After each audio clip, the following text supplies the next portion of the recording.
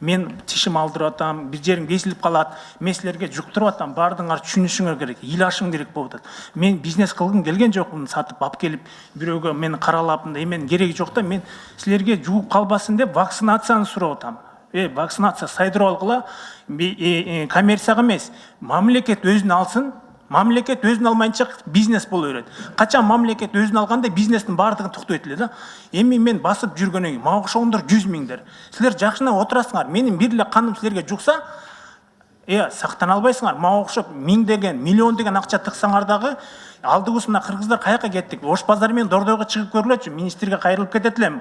Дордойго барып көрүңүз, Ош базарга барып көрүңүзчү.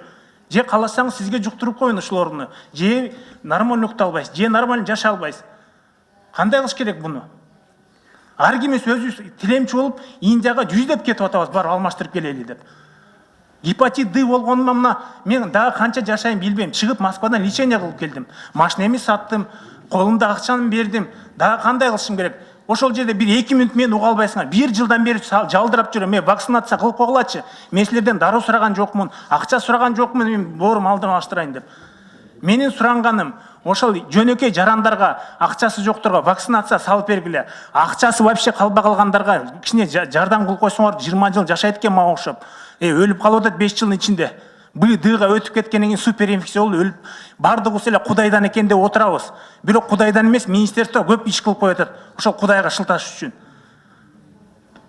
Экинчи акыркы сөзүм, айта турган сөзүм, бул жерде мораторий кагылайындар. Бул жерде мамлекет өкмөт мораторий объявить этип койгон 2 жыл. Именно бороться ете турган надзорный орган, эпидемия иштете турган маалда надзор кылып туруп, алып салган баардыгын жеке менчиктер эч ким текшербесин. Ал жерде зубной кирип атат, ал жерде частный гинеколог кирип атат. Бүт жуга турган, контакт болуп турган жерлерде алып салган мамлекет тийбегиле, ал жеке попробуй бир ит киргизип көргүлө, кууп өлтүрүп коет.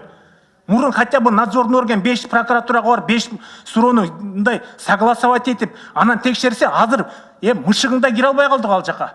Отуралып сонун доклад кылып отурабыз, биздики бардыгы сонун. Мына силер укпай атасыңар деп. Андай болгон жок. Мага ол Москвада айтты, биринчи аялың вакцина кылышың керек. Себеп дегенде аялыңа жугузасың деп. 5 жылдан мага миллион деген акча туруп калды. Миллион сом жашайсың, миллион сом жок болсо 2 жылдын ичинде өлөсүң деди. Бүт нерсемди таштап алып Россияга чыгып кеттим. Балам машинемди сатып, бала чакам. Ошол Россиядан айтып атат, гемоконтактный, сен аялыңа сайдырышың керек деп. Бир деген бир информация жок бул жерде. Мен ойлойм, Министерство здравоохранения бир жакшы нерсе алып келет деп болсо, Фейсбукта бир барак ачты, Инстаграмда бир барак ачты. Бул жөнөкөй элдин эмеси. Мынакей менин жөнөкөй эл катары, бир бизнеске катышпаган катары менин өзүмдүн жеке оюм. Реформа кылат десе, биз сразу эле Фейсбуктан баштадык дагы, Инстаграм менен бүттүк.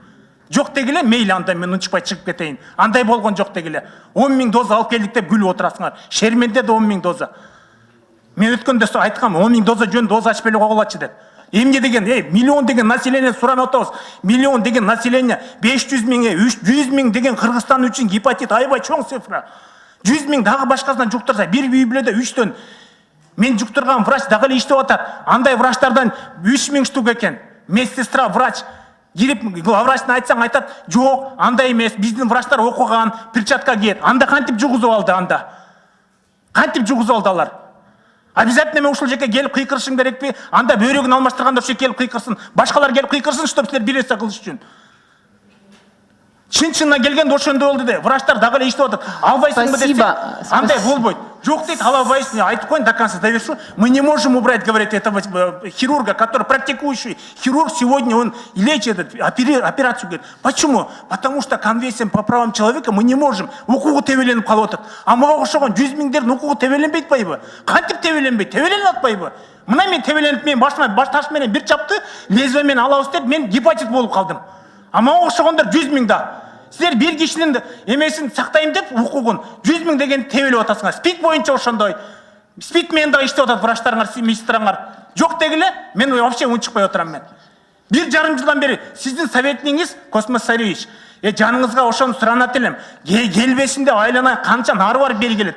Ошол эмеңиз советниңизге айтсаңыз, мен колунан жетелеп барайынчы, Дордойго барайлы, Ош базарга барайлы, калып кетейин кыргызым, айланайын, берешен деп калды.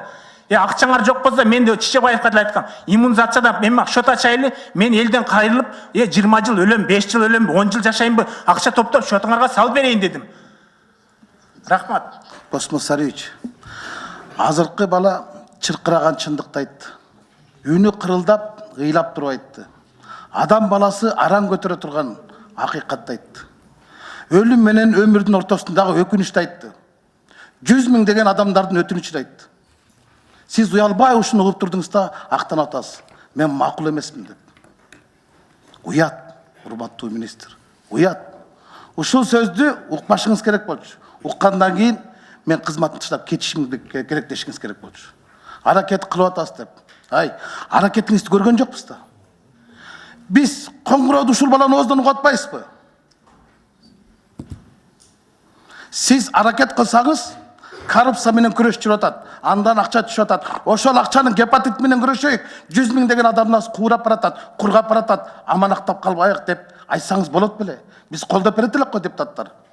Сиз көтөргөн жоксуз. Сиз мындай эрктүүлүктү айта алган жоксуз. Тек кана жооп берип коюп отурасыз. Мен макулмун дегенсиз. 2 жылдан бери иштеп атабыз дейсиңер. Кире албай жүрүптүр байкуш бала. Ушул жерде айтып атат. Бүтүндө кыргыз элин айтып атат.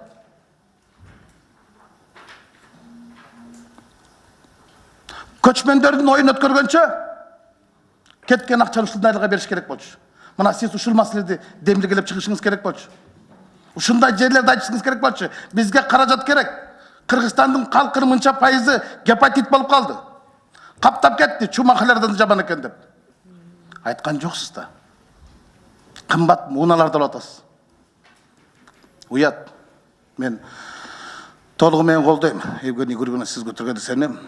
Мен сизге ыраазычылык билдирип, мен рахматын айтам. Мындан кийин мындай маселелерди эгер сиз алып чыга албасаңыз, сиз акырын кетип калсаңыз, алкыш албасаңыз албай каласыз, бирок каргыш албаңыз. Рахмат.